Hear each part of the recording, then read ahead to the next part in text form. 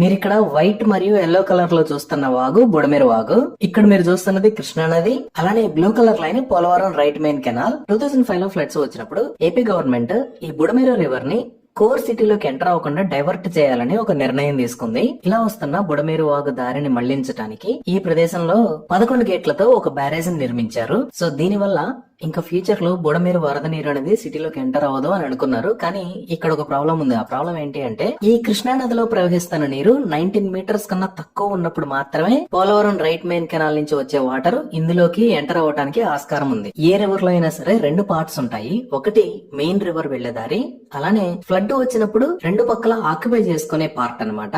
అయితే ఇక్కడ ఎలాగో రివర్ ఫ్లో అవ్వట్లేదు కాబట్టి బుడమేరు వాగుకు సంబంధించిన వరద నీరు వెళ్లే ప్రాంతం మొత్తాన్ని ఆక్యుపై చేశారు. సో మీరు ఇక్కడ దీన్ని కొంచెం జూమింగ్ చేసి చూస్తే ప్రస్తుతం బుడమేరు వాగు ఇలా ఉంటుంది. ఇక్కడ ఇల్లు అవి అబ్జర్వ్ చేయండి. వాగుకు పక్కనే ఆనుకొని ఉంటాయి. ఇలా ఇప్పుడు రీసెంట్ గా వచ్చిన వరదల వల్ల ఈ కృష్ణా నది కూడా పూర్తిగా నిండటంతో పోలవరం రైట్ మెయిన్ కెనాల్ నుంచి వచ్చే వాటర్ కృష్ణా నదిలోకి ఎంటర్ అవడానికి ఆస్కారం లేకపోవడంతో ఇక్కడ ఉన్న 11 గేట్లని ఎత్తేశారు. ఎప్పుడైతే ఈ 11 గేట్లని ఎత్తేసారో ఆ వరద నీరు మొత్తం ఈ బుడమేరు వాగు ఇంతకు ముందు ప్రవహించే దారిలోకి వచ్చింది. కానీ ఈ ఏరియాలో బుడమేరు వాగు ప్రవహించే దారి అంతా ఆక్యుపై అయి ఉండటం వల్ల ఇక్కడ వరద నష్టం అనేది చాలా ఎక్కువ ఉంది. ఇవి బుడమేరు వాగుకు సంబంధించిన వివరాలు.